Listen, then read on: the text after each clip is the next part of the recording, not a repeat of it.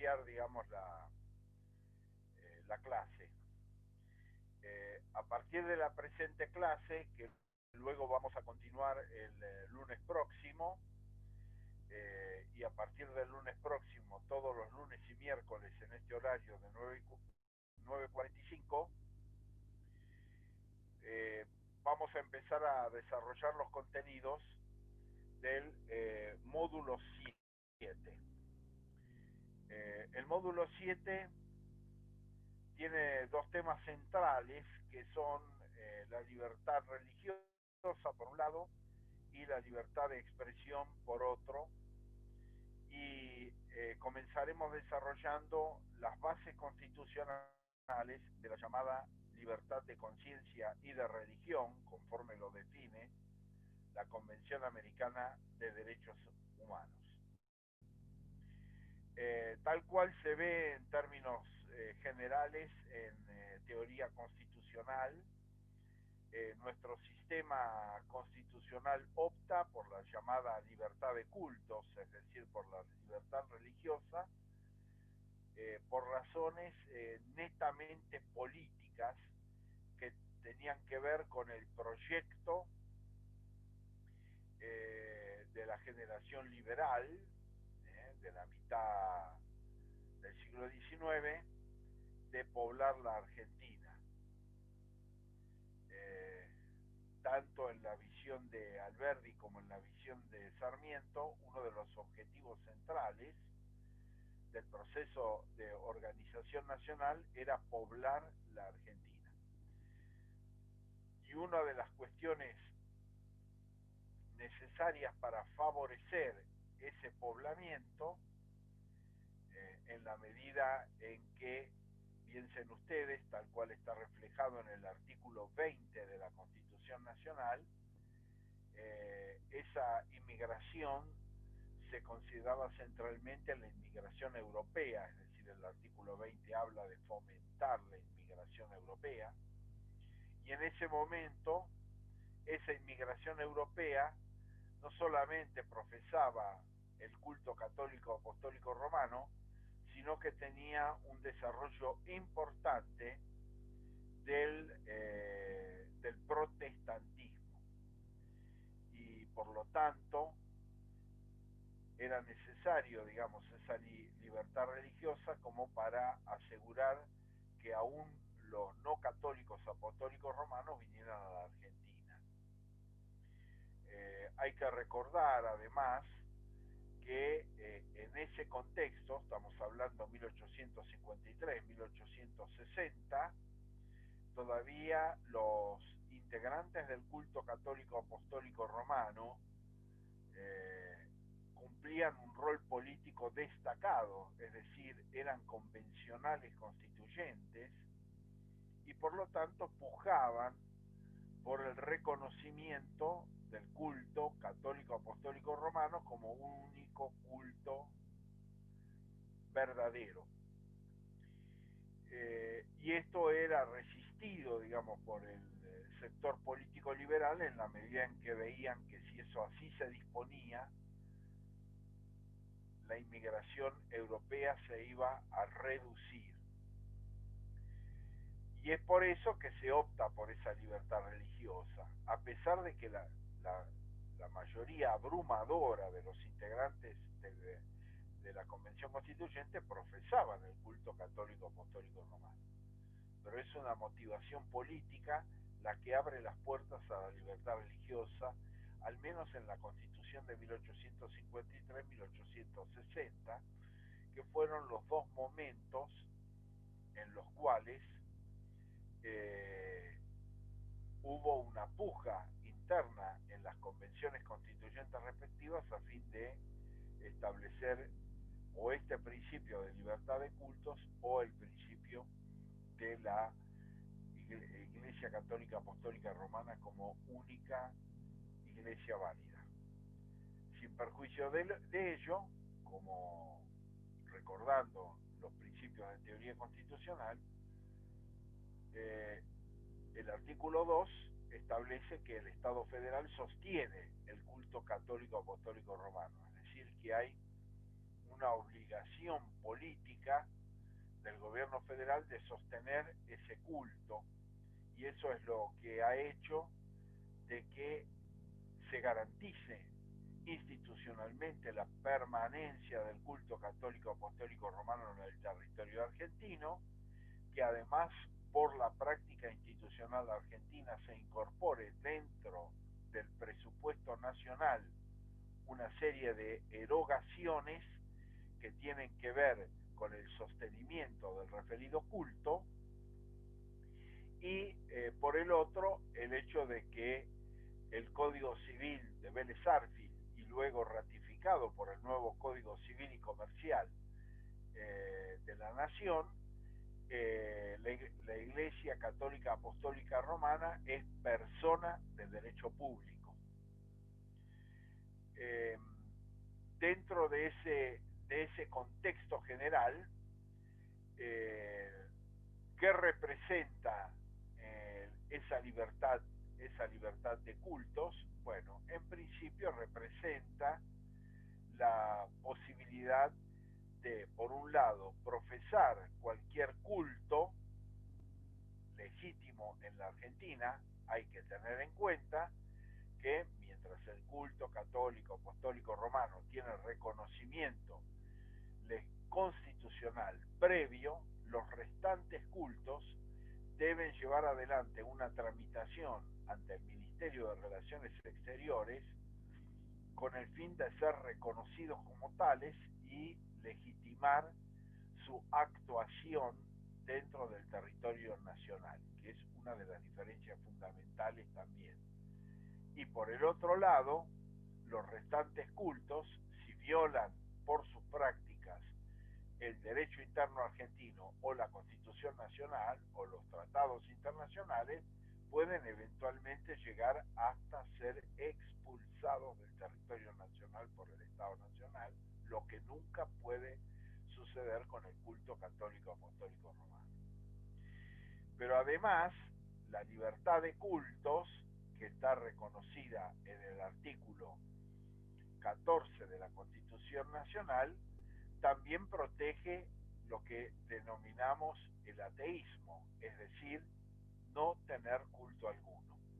Es decir, que esa protección es para aquel que desea profesar un culto, como con relación a aquel que no desea profesar. Es decir, no quiere profesar culto alguno. Esta situación, digamos, además, tiene toda una serie de complementos desde el punto de vista constitucional que tienen que ver con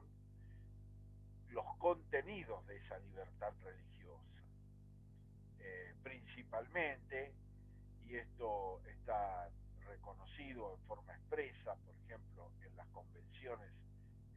de derechos humanos, la posibilidad de poder cambiar de culto, es decir, profesar uno y cambiar para profesar otro culto, o eventualmente no profesar culto alguno. Este derecho de cambiar de culto está garantizado, por ejemplo, por la Convención Americana de Derechos Humanos. Otro aspecto que contiene la libertad de cultos es la posibilidad de formación educativa dentro de un culto determinado, es decir, en lo que se denominan escuelas confesionales. Es decir, que se puede, y eso está dentro de los derechos amparados por el artículo 14 de la Constitución Nacional, que los padres den a sus hijos una orientación confesional determinada, al menos hasta el momento en que esos hijos tengan la madurez suficiente como para elegir su propio culto, en la medida en que la Convención de Derechos del Niño, entre otros derechos, garantiza la libertad religiosa de niños, niñas y adolescentes, y como consecuencia de ello, estos, en la medida de su nivel de madurez, conforme lo establece también la propia Convención, pueden elegir un culto determinado o eventualmente no profesar ninguno. Esto es un cambio importante porque, digamos, hasta que la Convención de Derechos del Niño fue incorporada al derecho argentino en 1990, por supuesto que el régimen de patria potestad era de carácter absoluto y por lo tanto, mientras ese hijo, hija o adolescente no cumpliera en este momento los 18 años y con anterioridad los 21 años, podía ser dirigido por sus padres a una educación confesional. Hoy eso está limitado en la medida en que la propia Convención de Derechos del Niño, que abarca a niños, niñas y adolescentes hasta los 18 años, es decir, aún no habiendo cumplido la mayoría de edad, tienen derecho a la libertad religiosa en los términos que he expresado anteriormente y por lo tanto pueden elegir su propia fe.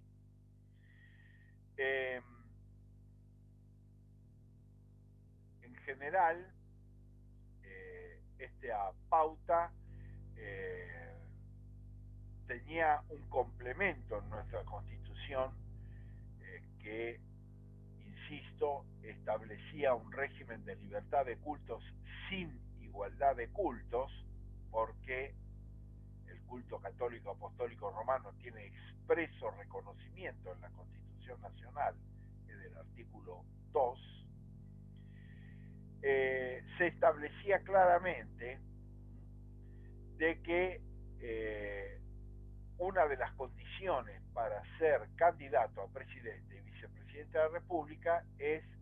pertenecer al culto católico apostólico romano. Esta pertenencia al culto justamente estaba vinculada con la obligación de sostenimiento que el artículo 2 de la Constitución establece y por lo tanto se consideraba necesario que para garantizar ese sostenimiento el presidente y vicepresidente de la República pertenecieran al culto católico apostólico romano. Esto fue modificado en 1994. En dicha reforma ese requisito fue eliminado de la Constitución Nacional, por lo tanto al presidente ya no se le exige, o al candidato a presidente o vice no se le exige pertenecer al culto. Y esto estuvo marcado por un acontecimiento político previo inmediato, que fue el hecho de que quien luego fuese presidente de la República, Carlos Menem, era conocido que no pertenecía al culto católico apostólico romano, pero para cumplir con el recaudo constitucional se bautizó en el culto católico apostólico romano. Evidentemente esto demostraba, porque a su vez la exigencia es el bautismo exclusivamente, no la práctica religiosa concreta, que ésta se transformaba más en un formalismo que en una exigencia necesaria. Y eso fue lo que produjo esta eliminación. La eliminación de la pertenencia al culto además tuvo impacto en otro aspecto que establece la Constitución y que se ve también en teoría constitucional, que es el juramento del presidente y vicepresidente de la República. Hasta 1994, el presidente y vicepresidente tenían, por su pertenencia al culto católico apostólico romano, una sola fórmula de juramento: por Dios y los santos evangelios. Actualmente, como el presidente y vicepresidente pueden pertenecer a otro culto distinto, por ejemplo, pueden jurar por Dios o no tener culto alguno y por lo tanto jurar, por ejemplo, por sus principios más sagrados. Es decir, que las fórmulas de juramento también se han modificado en la medida en que la pertenencia o no a un culto determinado hace que ese juramento se haga conforme las convicciones del presidente y vicepresidente al momento de asumir. El tema de la libertad religiosa, a su vez, tuvo dentro del marco del desarrollo jurisprudencial inicialmente,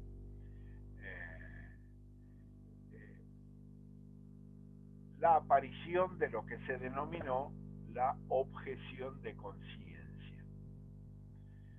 La objeción de conciencia es la posibilidad de no cumplir con un deber constitucional o eventualmente ejercer un derecho consagrado en la Constitución conforme las propias convicciones religiosas de la persona que o ejerce el derecho o eventualmente está obligada a cumplir una obligación de carácter constitucional.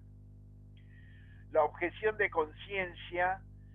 dentro del constitucionalismo comparado va a tener consagración en la Constitución Española de 1978 y va a estar dirigida fundamentalmente a una situación particular, que es el cumplimiento del servicio militar obligatorio, que a la vez en España sigue existiendo como tal.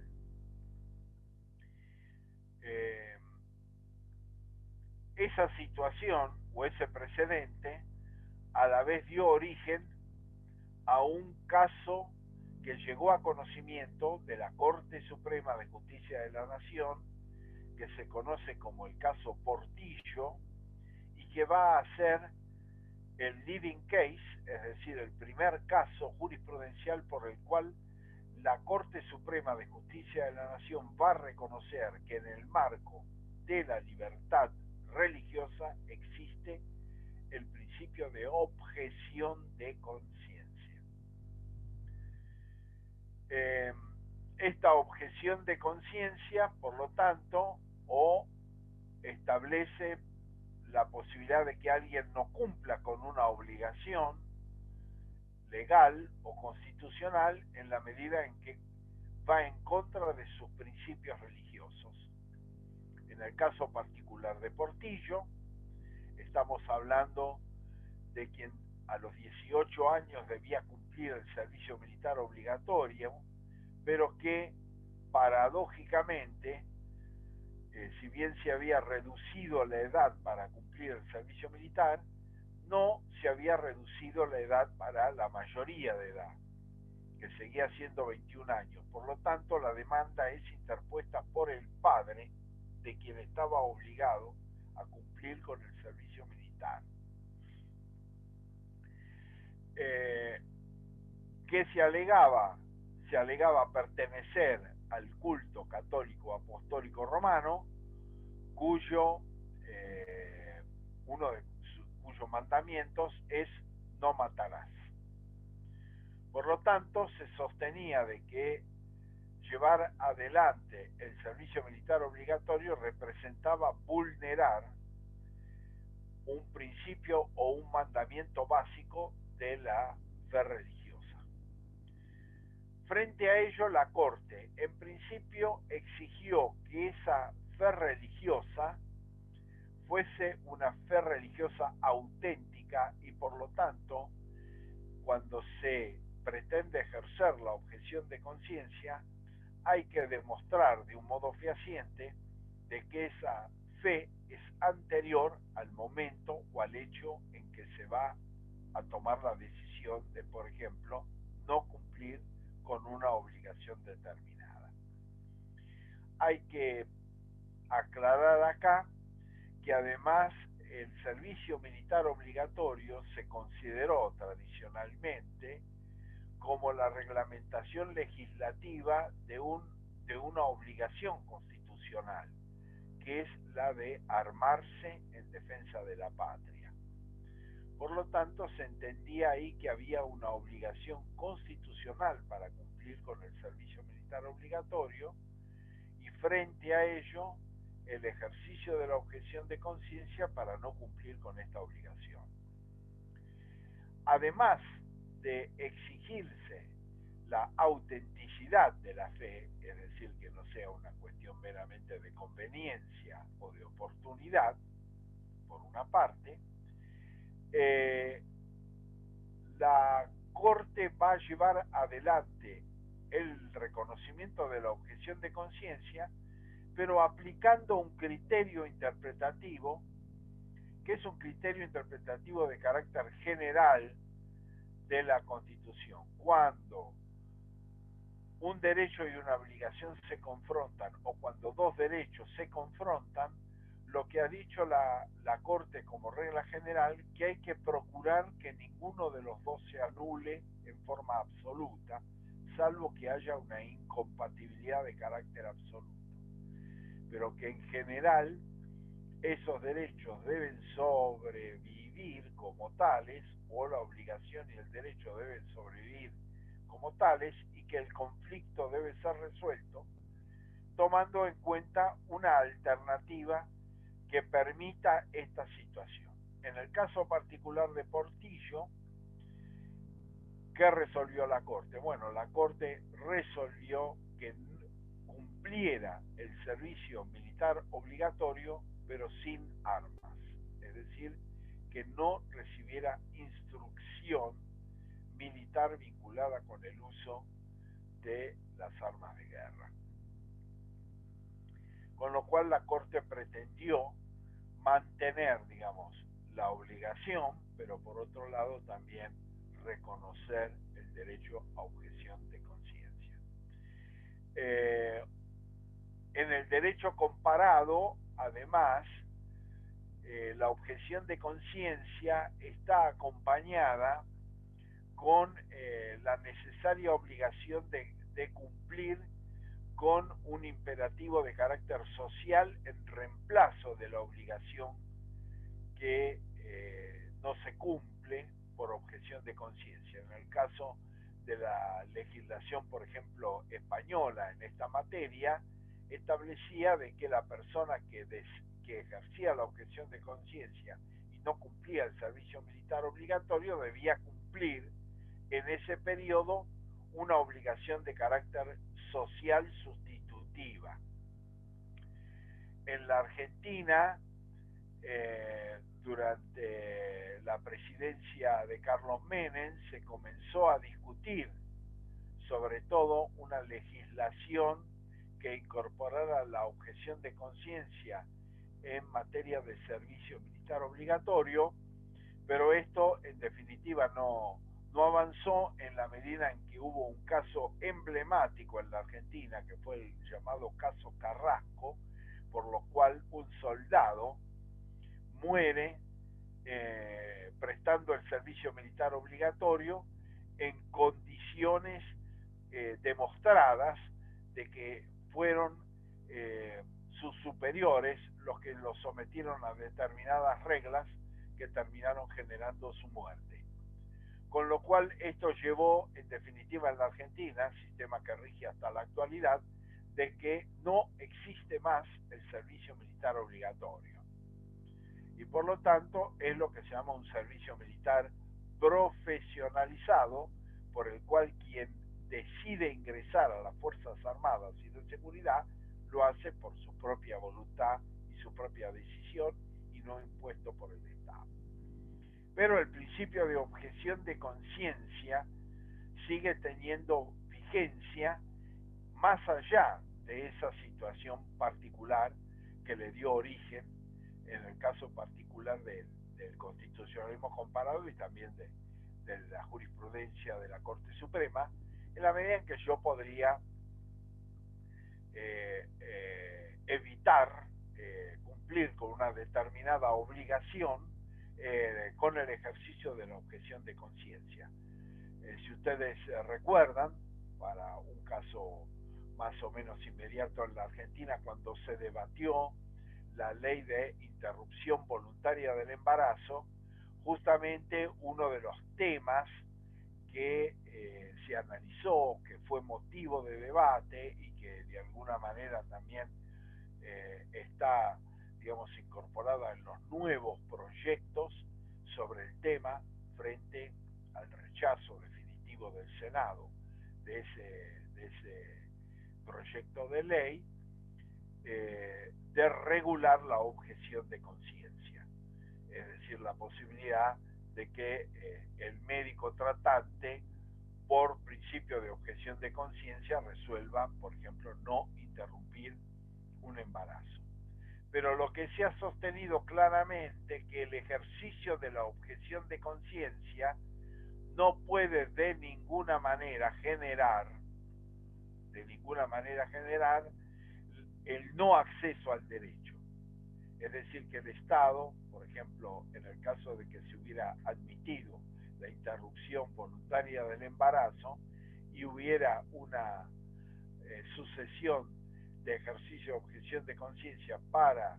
el cumplimiento de ese derecho, evidentemente el Estado debe proveer las medidas necesarias para que éste sea de acceso efectivo. Es decir, que lo que se ha establecido, que la objeción de conciencia puede ser ejercida a título individual por un obligado a hacer algo que está en contra de sus principios religiosos y por ende evitar hacerlo, pero ello no puede llevar a la nulificación del ejercicio efectivo del derecho, con lo cual el Estado debe adoptar las medidas necesarias en ese sentido. Y esto también es un principio básico porque, bueno, también se ha discutido si la objeción de conciencia se puede ejercer a nivel jurisdiccional, es decir, que más allá de la excusación o recusación de un funcionario judicial o de un juez, está la posibilidad de que este funcionario ejerza la objeción de conciencia. Este es un tema en debate. Mi opinión personal es que sí lo puede ejercer, pero siempre y cuando el derecho sustancial no se frustre. Es decir, si yo por una razón en particular, por ejemplo, soy defensor oficial y por un principio ético, moral, porque ahora vamos a ver este segundo aspecto, no deseo defender un violador serial, por ejemplo, mi criterio es que podría ejercer la objeción de conciencia, pero ese imputado tiene que tener garantizado su derecho de defensa, digamos, a través de otros integrantes del servicio público de defensa oficial. Hay que decir además de que en el caso particular de la objeción de conciencia, esta se puede ejercer, porque así también lo establecido vamos a ver a continuación la Corte Suprema de Justicia, en la medida en que no solamente se abarcan los principios religiosos, también puede haber principios éticos o principios morales que eventualmente justifiquen esta objeción. Esto se va a advertir en otra situación, que es la posibilidad de rechazar un tratamiento médico determinado. Esta posibilidad, digamos, de que un paciente rechace un tratamiento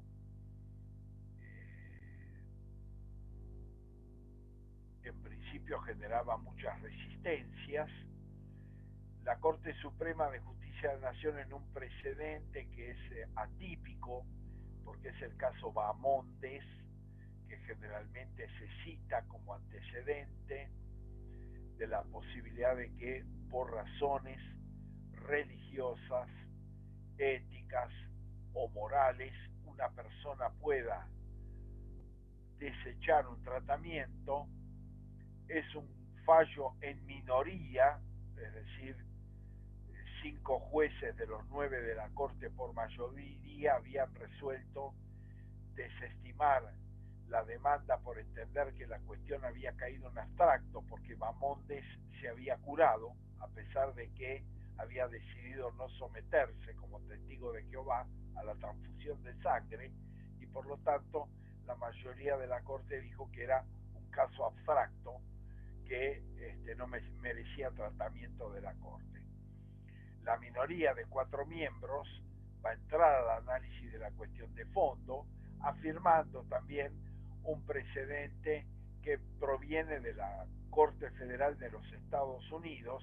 y es que frente a la posibilidad de reiteración o de repetición de la situación, aun cuando la causa concreta hubiera caído en abstracto, resulta de utilidad que el máximo tribunal se pronunciara. Y esto es lo que resolvió esa minoría de 4 integrantes, que en definitiva resolvió el ejercicio legítimo de la objeción desde el punto de vista religioso para someterse a un tratamiento determinado. Esto por supuesto que ha tenido una gran evolución que de alguna manera hemos visto un poco en el tema al analizar el derecho a la vida, y es que la ley del paciente en la Argentina permite a todo paciente resolver libremente y sin dar motivación de ninguna naturaleza la aceptación o el rechazo de un tratamiento. Por lo tanto, es una cuestión que no solamente se ha tratado jurisprudencialmente de la forma en que expliqué, sino que además la legislación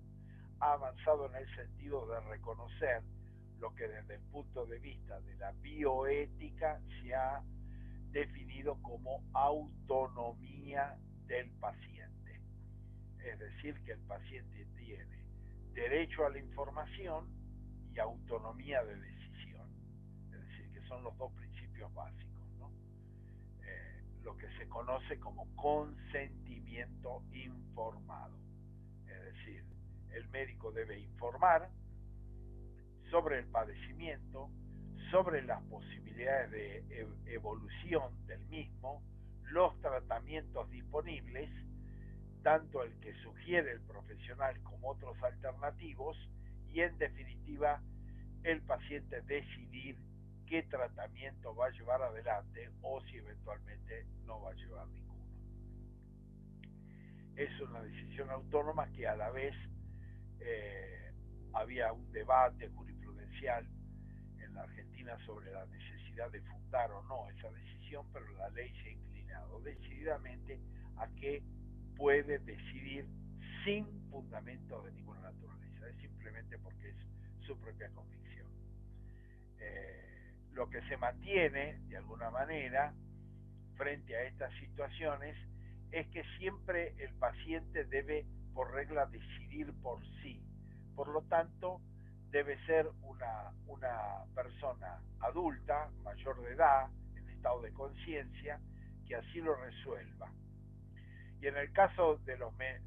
llamados menores de edad, es decir, niños, niñas y adolescentes, vuelvo al caso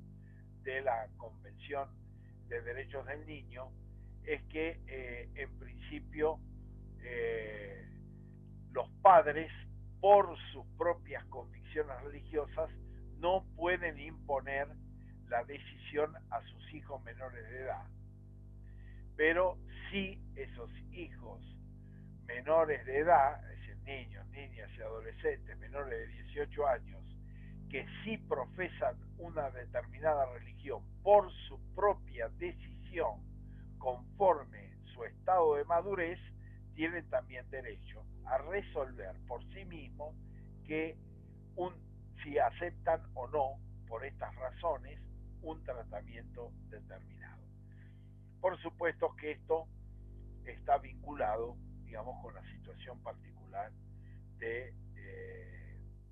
el tema de los testigos de Jehová. Por otro lado, ha habido algunos casos en los cuales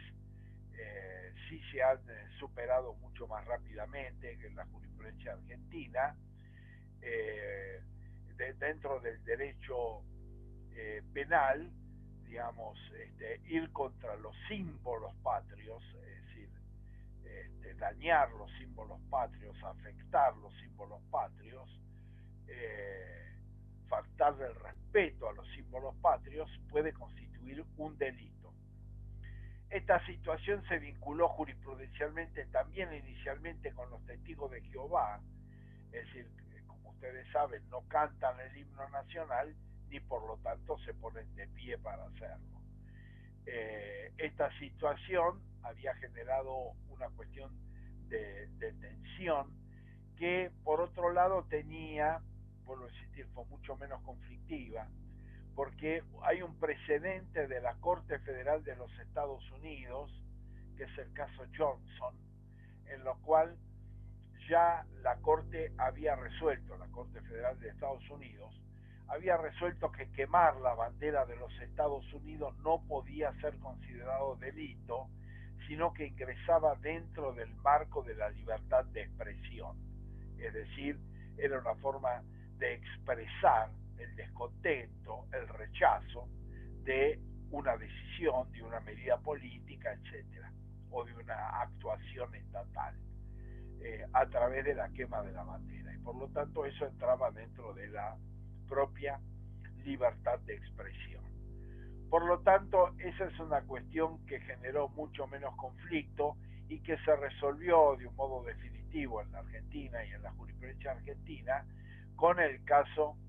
de la versión del himno nacional de Charly García, que había motivado las presentaciones judiciales en la medida en que se había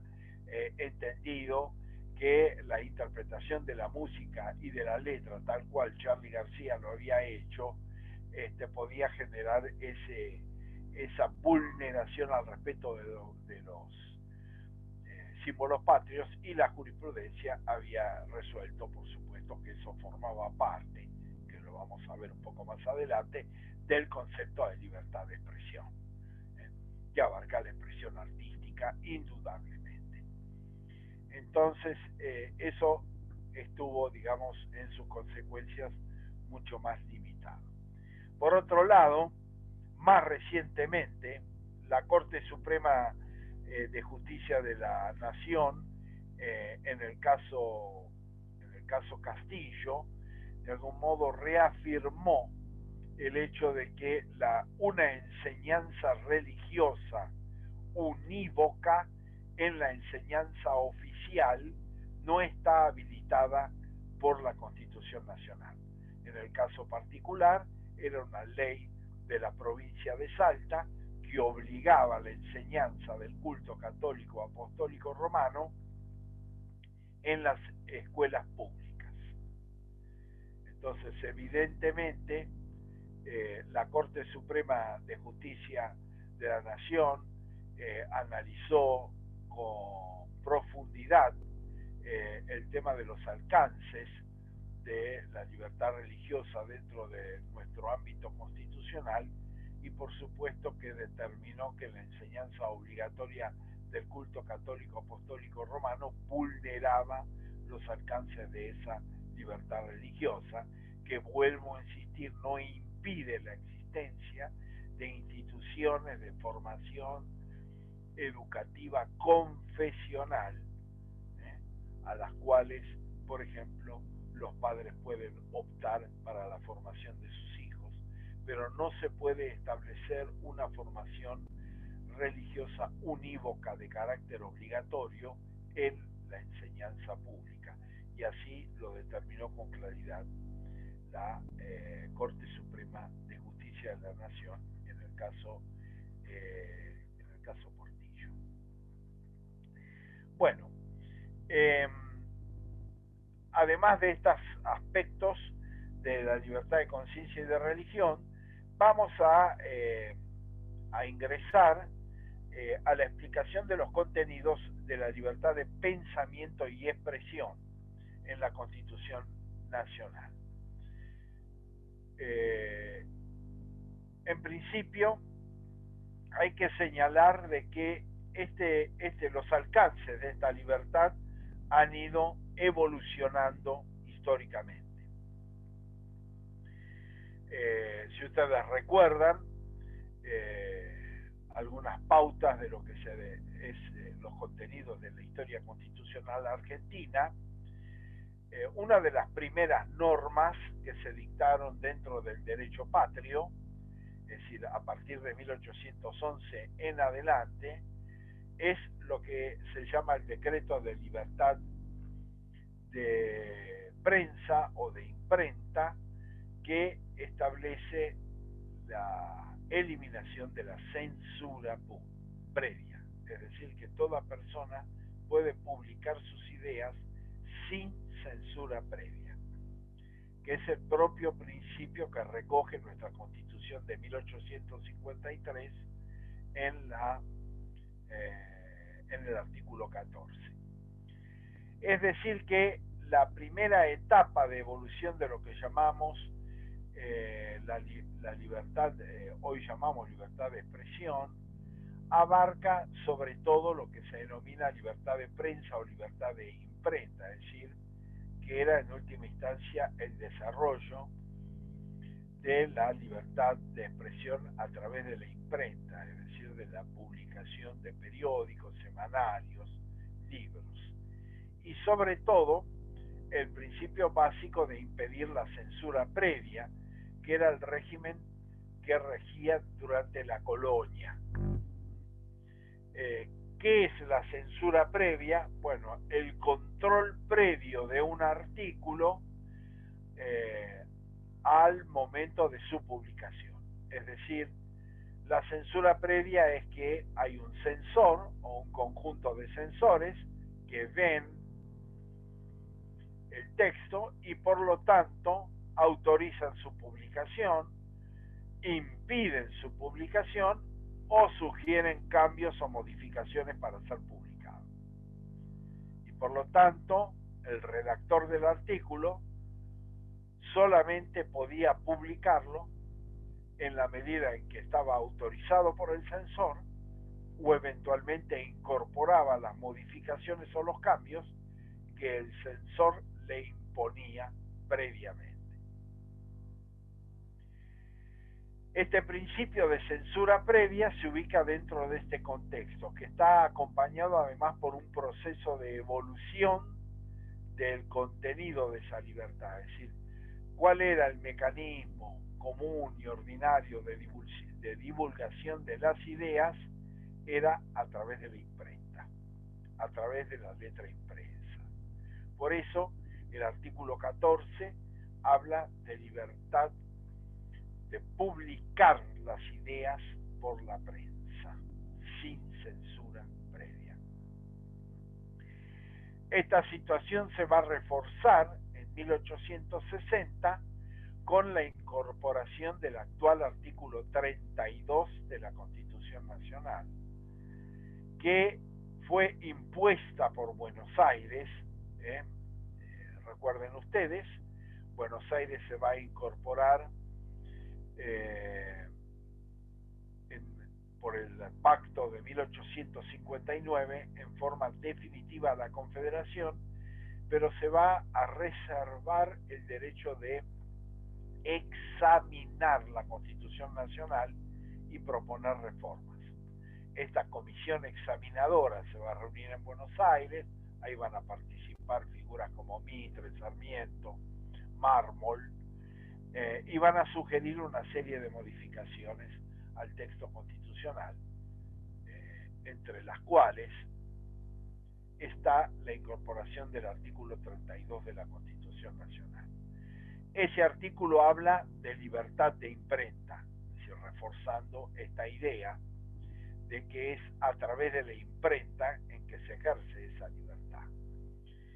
es decir, los medios impresos. Lo segundo es que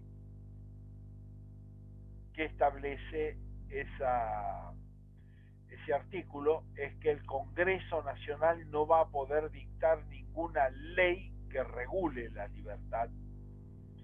de imprenta y por otro lado tampoco va a poder establecer la competencia federal para su juzgamiento.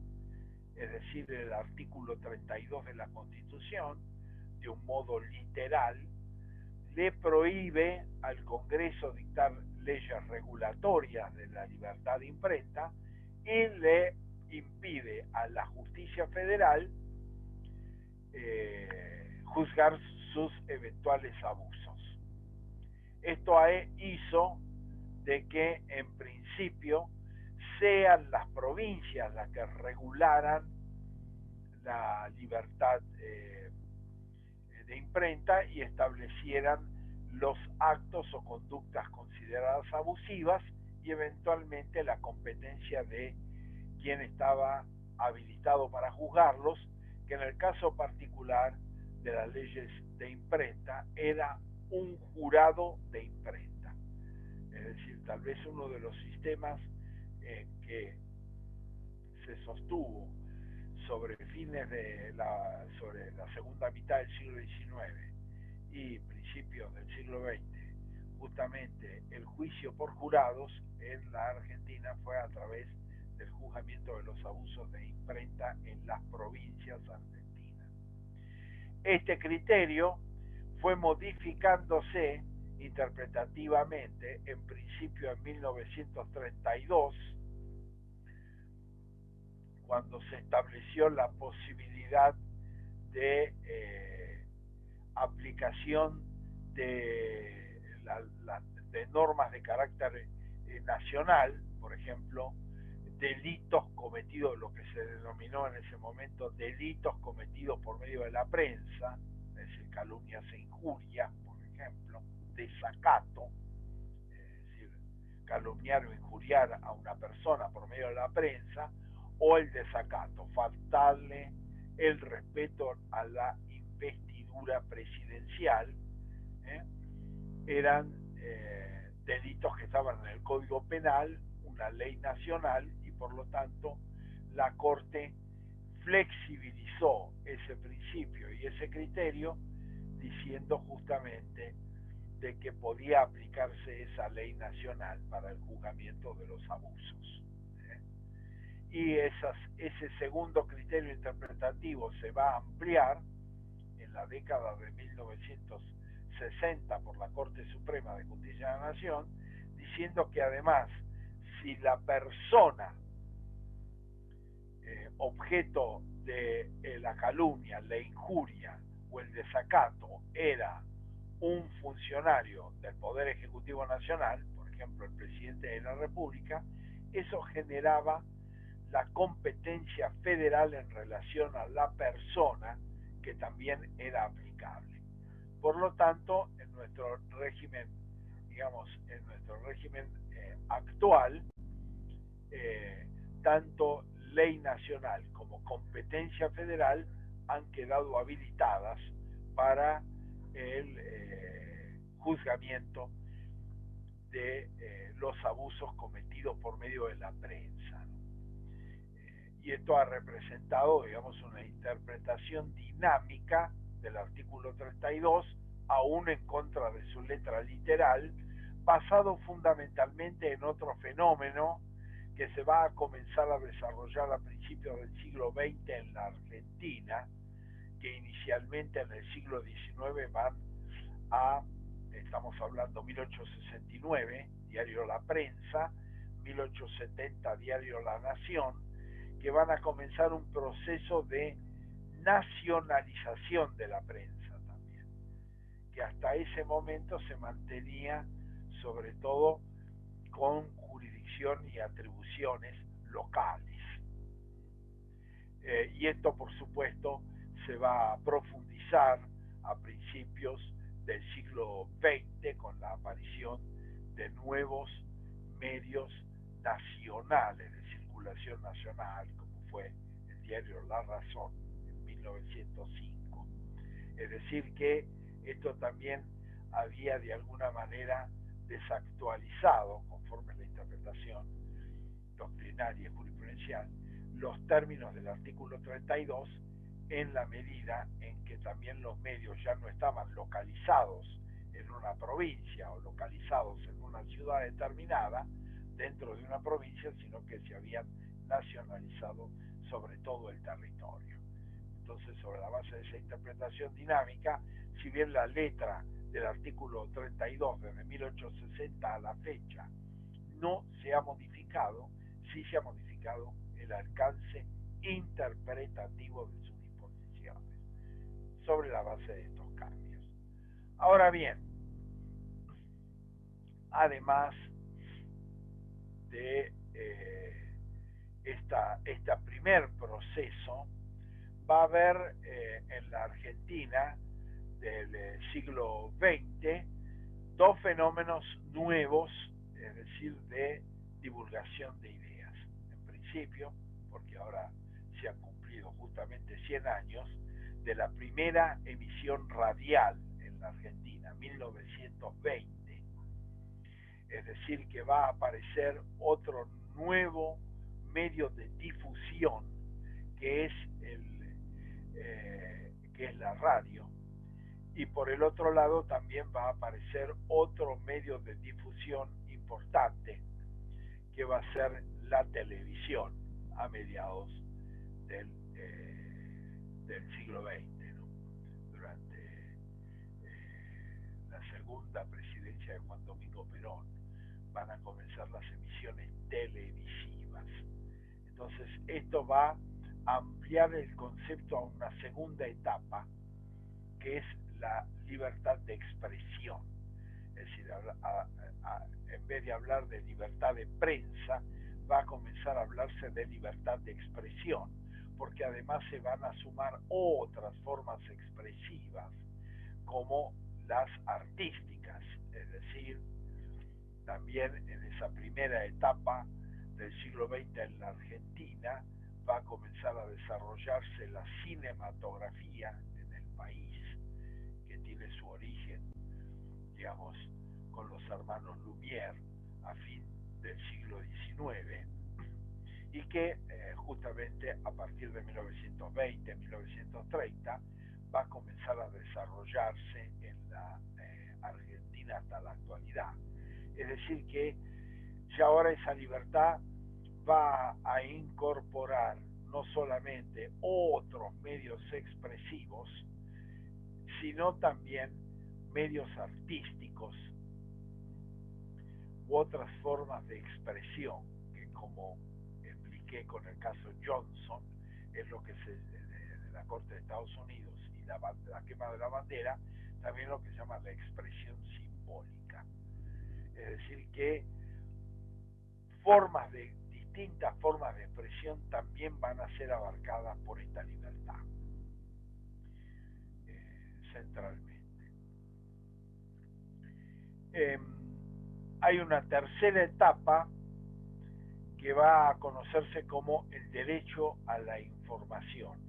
Esta tercera etapa se va a consagrar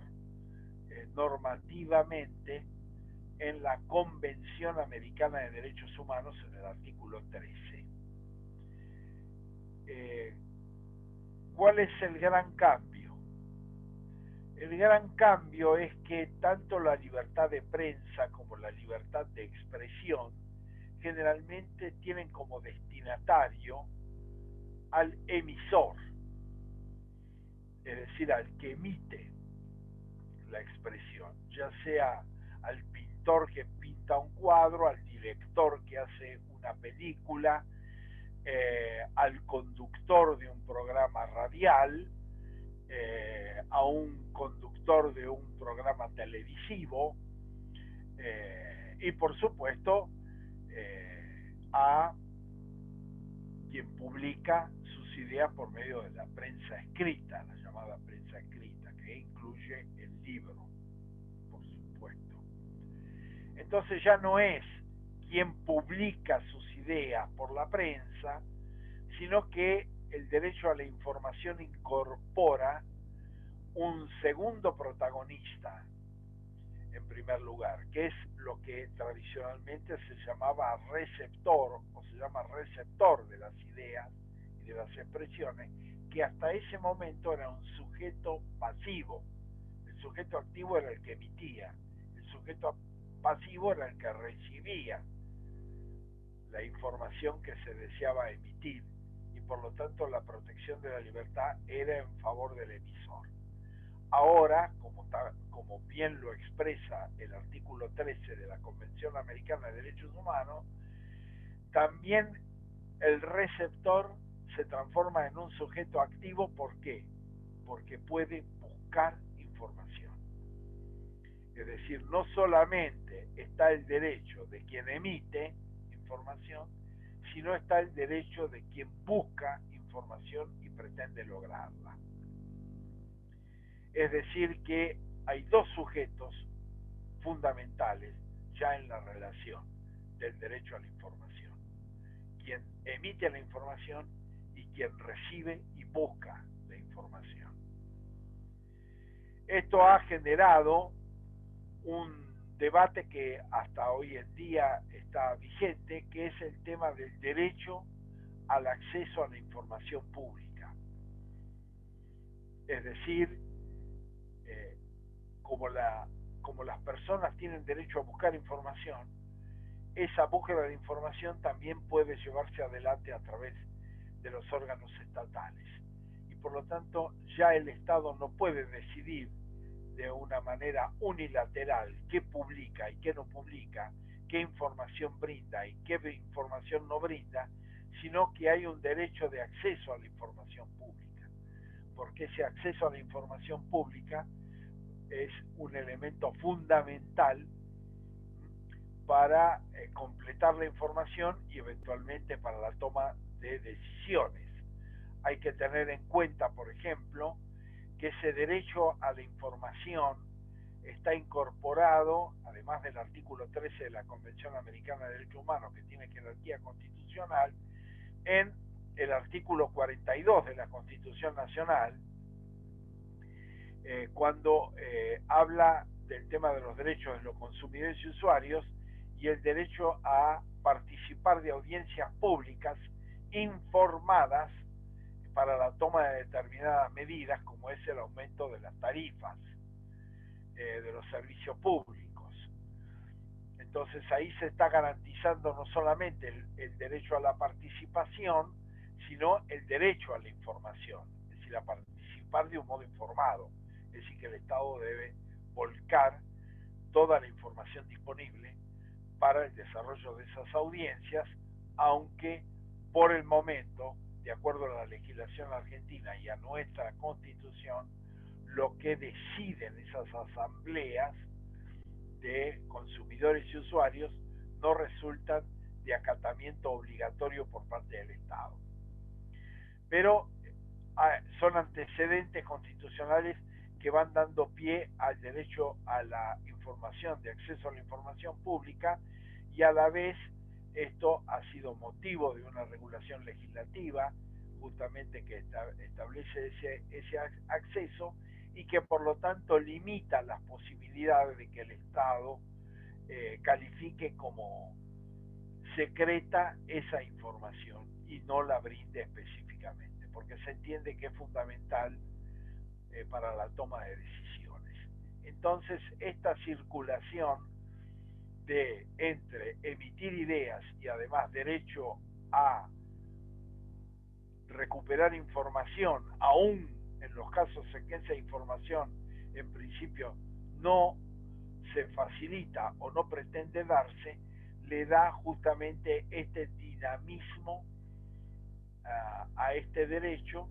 que ya abarca al emisor y al receptor como sujetos activos, y que además incorpora un tercer sujeto que en definitiva está presente también en la jurisprudencia de la Corte Suprema de Justicia de la Nación, que es la empresa periodística. Es decir, que hoy se considera que esta libertad de información juega sobre todo entre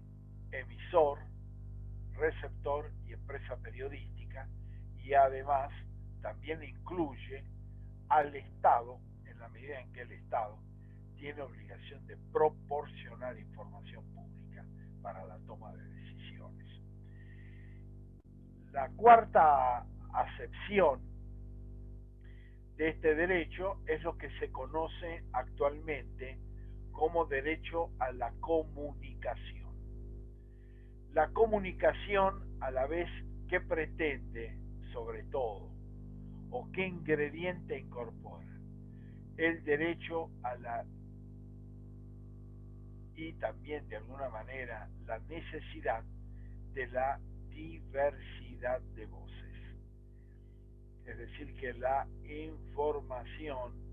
no solamente debe estar monopolizada por un pequeño grupo o por un pequeño sector,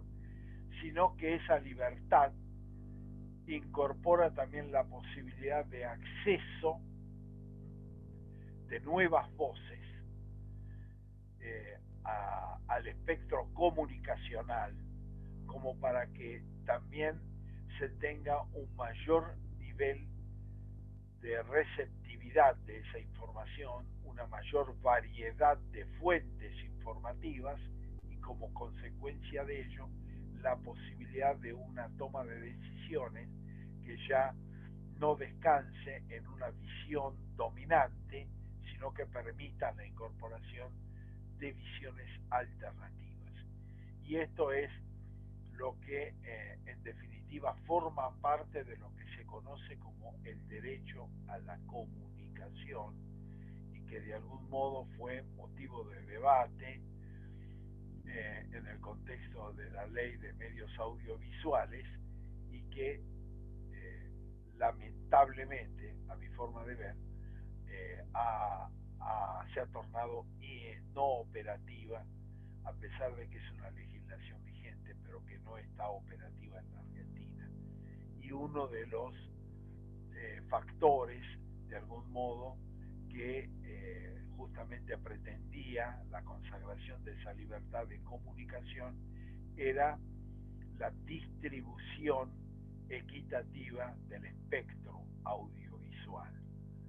entre distintos sectores o grupos como formas de garantizar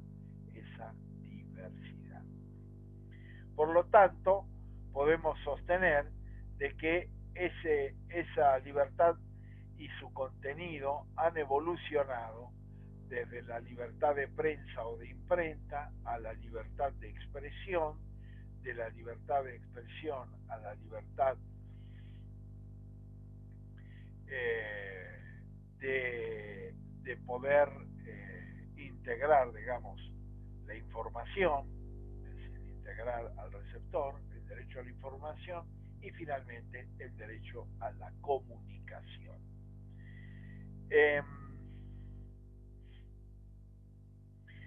Dentro del tratamiento que hace la Convención Americana de Derechos Humanos en el artículo 13 de el derecho a la información, se incorporan algunos principios importantes. El primero es que se habla de censura directa y censura indirecta. Es decir, se amplía el concepto de censura previa, que sería lo que la Convención denomina censura directa. Es decir, impedir la publicación, forzar cambios en lo que se va a publicar para habilitarlo y eventualmente esto extenderlo a la posibilidad de impedir la publicación de un diario, la salida y de publicación y distribución de un libro, etc. Bueno, esto constituye en términos generales censura directa. Por supuesto que esa censura directa en algunos casos además ha recurrido a mecanismos claramente ilegales y delictivos, como puede ser destruir por medios violentos una imprenta, o como ha sucedido, por ejemplo, en distintos momentos de la historia argentina, que el propio Estado, aún en el marco del estado de sitio, ha impedido la circulación de determinados periódicos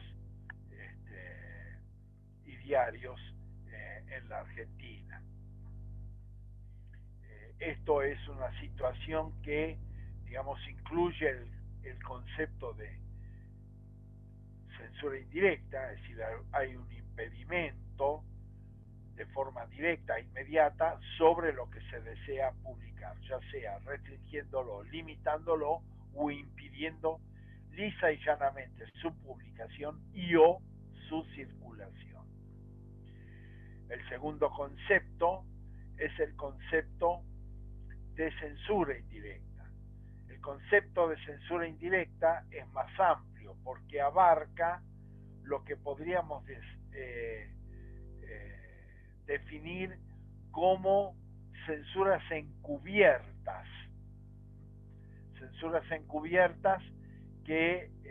si bien no impiden en forma directa e inmediata la circulación, pueden generar o perjuicios para determinados medios o beneficios para otros, basado fundamentalmente en determinadas preferencias políticas o situaciones coyunturales o de opinión. Por ejemplo, como podría ser diferencias impositivas, estableciendo la excepción impositiva para la importación de tecnología, por ejemplo, para determinados medios de prensa o de difusión en general, y aplicarle a otros esos impuestos y esas cargas impositivas. Con lo cual esto podría establecer, digamos, un derecho de mayor accesibilidad a determinado sector de la prensa, de la difusión o de la expresión en general, y perjuicios a otros. Entonces esos tratos diferenciados también se consideran, por ejemplo, censura, y en este caso censura indirecta. La Corte Suprema de Justicia de la Nación ha incorporado el concepto de censura indirecta. Este concepto de censura indirecta en principio se aplicó en un caso que es Editorial Río Negro, por el cual era un diario que se publicaba en la provincia de Río Negro, pero circulaba en la provincia de Neuquén. Había publicado una serie de artículos críticos a quien en ese momento era gobernador de la provincia de Neuquén, Sovich, y en la medida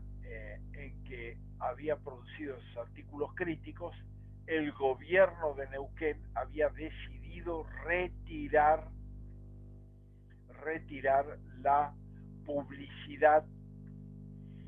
oficial con el argumento de que iba a dar prevalencia a los medios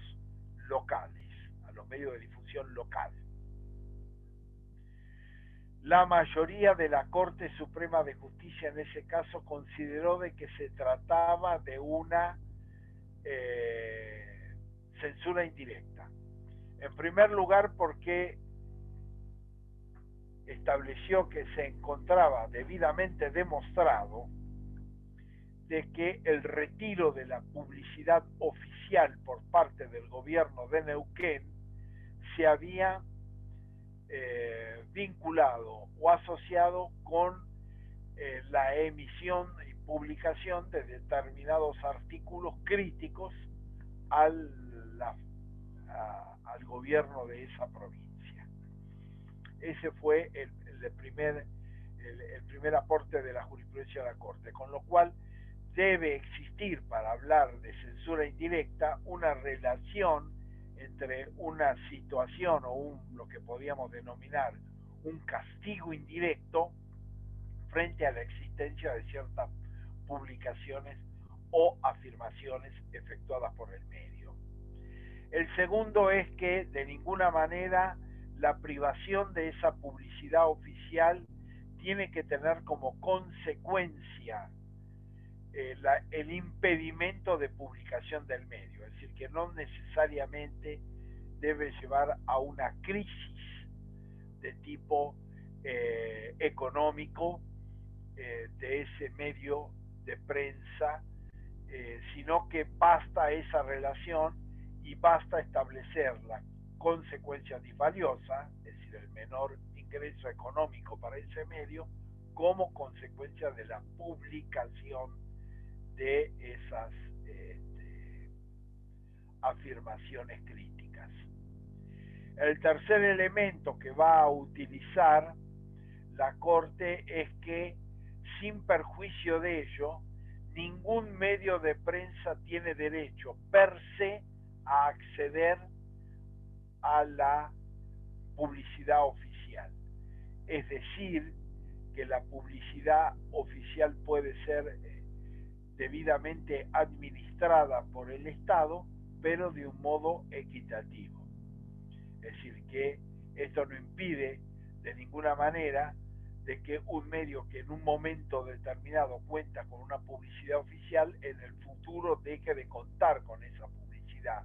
en la medida en que la política de publicación sea equitativa para todos los medios. Es decir, si se le retira a un medio y se le da a otro esa misma publicidad, eso puede constituir una censura indirecta. Pero si yo decido dejar de gastar en publicidad oficial o reducir el gasto en publicidad oficial y como consecuencia de ello disminuir equitativamente a todos los medios esa publicidad, esto no constituiría censura. Con lo cual le está dando también al Estado un ámbito de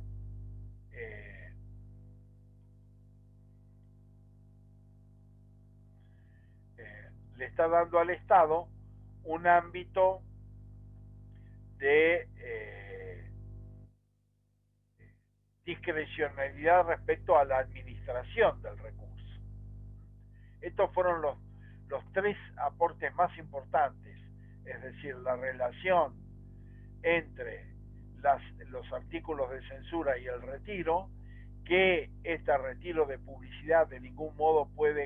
tiene que tener como consecuencia el impedimento o la crisis económica del medio,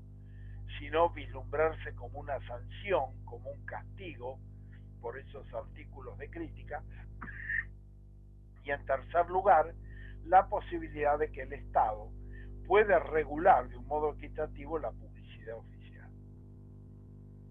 Esto luego se reforzó en un fallo de la Corte en el cual se decidió de que un medio de circulación nacional que carecía de publicidad oficial en detrimento de otros también debía ser incorporado en la distribución de la publicidad oficial en modo equitativo. La Corte Suprema ha instado al Estado Nacional a regular por medio de ley la publicidad oficial, pero esto nunca se ha concretado hasta la actualidad. Por lo tanto, es una decisión propia del Estado determinar cómo se gasta y cómo se distribuye, pero con estas limitaciones que en el marco de la censura indirecta ya la Corte le ha fijado al Estado nacional o al Estado provincial o municipal que lleva adelante la publicidad. La otra cuestión es el principio de responsabilidad. El principio de responsabilidad que ha fijado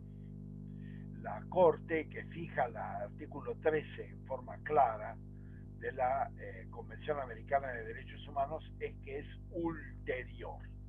Es decir, que de modo alguno la posibilidad de comisión de un ilícito, por ejemplo, puede llevar al ejercicio legítimo de la censura, es decir, impedir la publicación de un artículo o de un programa. Hubo dos casos muy significativos en la jurisprudencia de la Argentina de los 90.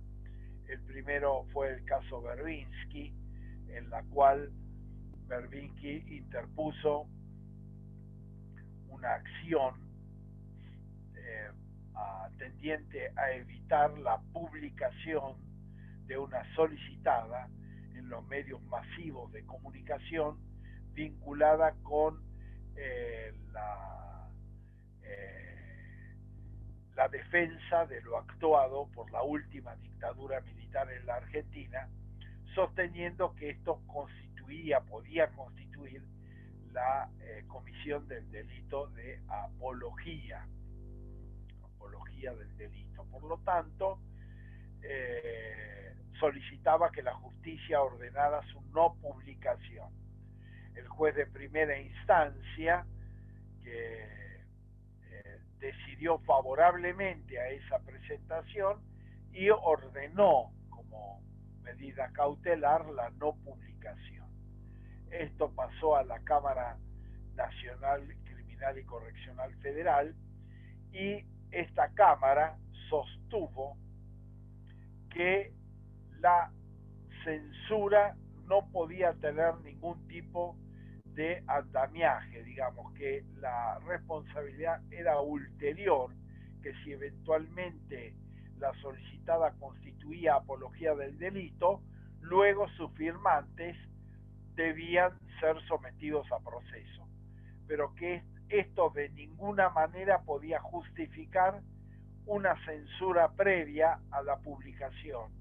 aún pudiendo generar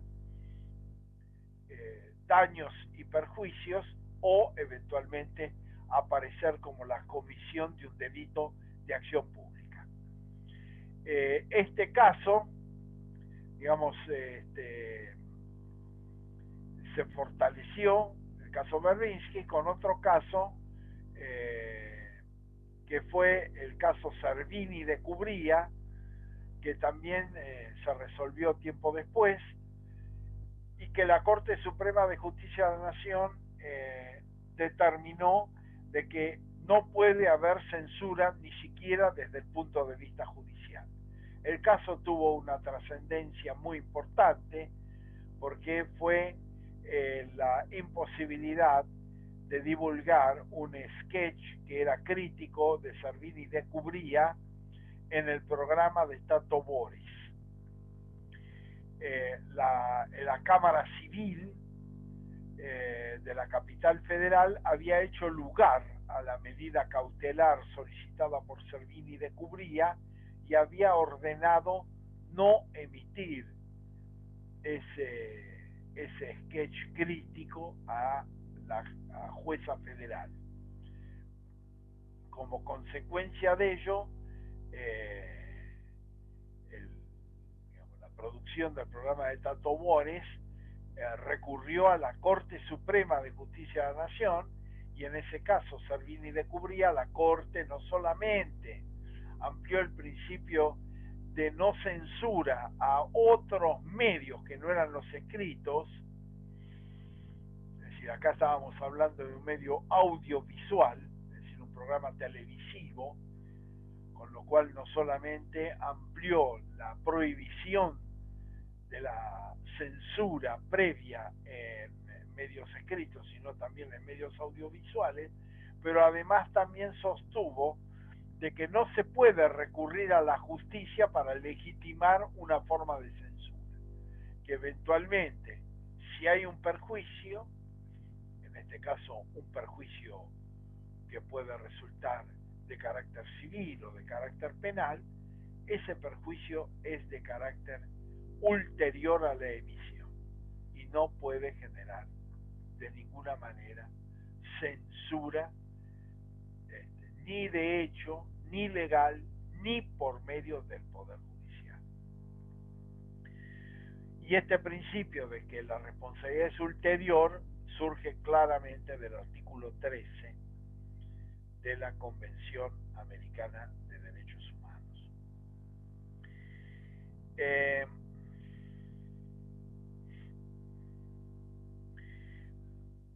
Dentro de ese contexto, vamos a analizar para cerrar hoy lo que se conoce como el estándar de la real malicia. El estándar de la real malicia va a ser un criterio jurisprudencial de la Corte Suprema de Justicia de la Nación que se va a materializar también en la década del 90, 1996, en el caso Morales Solá, y que proviene de la jurisprudencia federal de los Estados Unidos.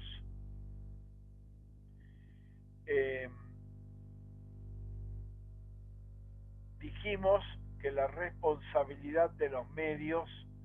de los periodistas, es una responsabilidad ulterior. Es decir, que una vez publicado el artículo, una vez emitido el programa radial, televisivo, emitido un documental, emitida una película, etcétera, etcétera, es a partir de esa emisión que pueden surgir responsabilidades civiles o penales. El principio de la real malicia genera un límite a esta responsabilidad ulterior. En principio, estamos ante la emisión de una información falsa. Es decir, la información es de por sí falsa, ya sea emitida por cualquiera de estos medios. Es decir, por ejemplo, un documental que afirma determinadas cuestiones que no son ciertas de ninguna manera, está demostrado que no son reales, es una noticia falsa. Este es el primer punto,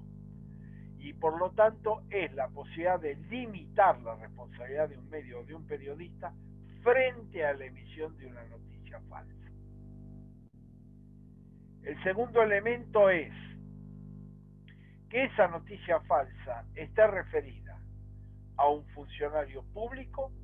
o a una persona de trascendencia pública. Funcionario público o persona de trascendencia pública. Si esa información falsa está vinculada con un funcionario público o una persona de carácter público, el medio o el periodista, para generar responsabilidad, deben demostrar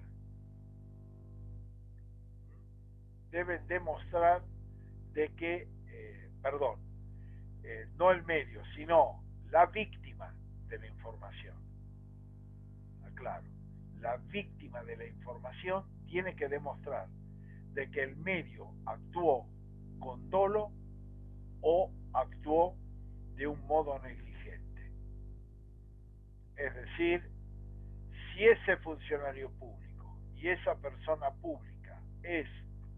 objeto de una noticia falsa, para generar responsabilidad por daños y perjuicios civiles o penales, la víctima de esa noticia falsa debe demostrar de que el medio obró con dolo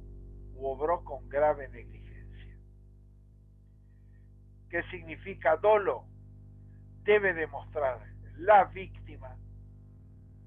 de que el medio o el periodista sabían de la falsedad de la información e igual la divulgaron. O esa víctima debe demostrar de que ese medio actuó de un modo tal de que no testeó mínimamente la veracidad de esa información. Y por ende, a partir de Morales Solá, la Corte ha establecido este criterio de responsabilidad que está presente en la real malicia. Información falsa, destinatario de esa información, si persona involucrada en la información falsa, es justamente una persona pública o un funcionario público. Y esa persona pública o ese funcionario público deben demostrar que esa información falsa fue emitida por el periodista o por el medio a sabiendas de que era falsa, o eventualmente no llevó adelante la mínima contrastación para determinar su veracidad. Esto en general está como consecuencia tiene que en la mayoría de los casos a la víctima le resulta muy difícil demostrar esa intencionalidad dolosa o demostrar que el periodista no llevó adelante ningún tipo de contrastación. Ha habido algunos casos en los cuales la jurisprudencia ha analizado el tema de la real malicia y lo primero que ha establecido claramente es que hay que distinguir las personas públicas o personajes públicos de las personas privadas. Es decir, una noticia falsa divulgada con relación a una persona privada, evidentemente el principio de real malicia no tiene funcionamiento. Debe ser una persona pública o un personaje público. El segundo elemento que también en un momento se debatió jurisprudencialmente es que si la noticia debe provenir del texto mismo, es decir, la falsedad debe provenir del texto mismo o eventualmente del contexto de la noticia. Esto se desarrolló, digamos, en un caso concreto en el cual en el diario El Periodista se había publicado una noticia de que el juzgado civil en el cual tramitaba el expediente de divorcio del presidente Menem, ese expediente le fue entregado por una serie de particulares al presidente Menem en mano, y la noticia solamente decía el juzgado en el cual ese trámite se llevaba adelante. La jueza titular del juzgado civil interpuso una acción de daños y perjuicios sosteniendo no la falsedad de la noticia, sino sosteniendo que el contexto generaba una falsedad, que era que el expediente había salido del control del juzgado, a pesar de que en ningún momento eso se afirma en la nota. Entonces hay una minoría de la Corte de 4 miembros que va a decir que la falsedad debe surgir de la nota en sí mismo y que la nota en ese sentido era veraz porque decía dónde tramitaba, lo único que decía era dónde tramitaba el juzgado donde tramitaba el expediente, con lo cual la información era veraz, no era falsa, y por lo tanto no podía establecerse en ese caso la aplicación de la real malicia, es decir, la aplicación de la eventualidad del caso, porque no había falsedad y por lo tanto no había perjuicio,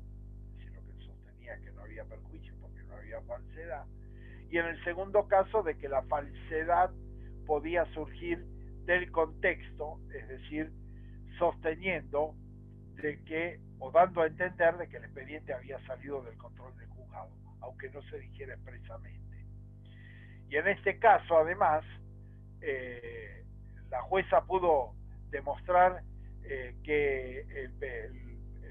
los periodistas intervinientes actuaron con grave negligencia en la medida en que a través de los empleados del tribunal pudo demostrar que los periodistas concurrieron en una sola oportunidad, pidieron por el expediente y se les informó de que no estaba en letra. Y por lo tanto, después no hablaron con ninguna autoridad del tribunal, no hicieron una nueva presentación a la mesa de entrada para verificar si el expediente había sido salido o no del control del juzgado, etc. Entonces, en ese caso se demostró esa negligencia, pero a la vez el debate estuvo en el contenido de la falsedad. Por mayoría en ese caso, la Corte entendió que la falsedad podía surgir del contexto y no solamente del texto, y entonces determinó en ese caso que la real malicia no era aplicable porque se había demostrado la grave negligencia de los periodistas intervinientes en el caso concreto. Bueno, dejamos acá y nos vemos el lunes próximo, que vamos a intentar concluir con el tema de la libertad de pensamiento y expresión, y vamos a ver algunos de los aspectos que continúan en el módulo 7. Muchas gracias. Gracias. Gracias a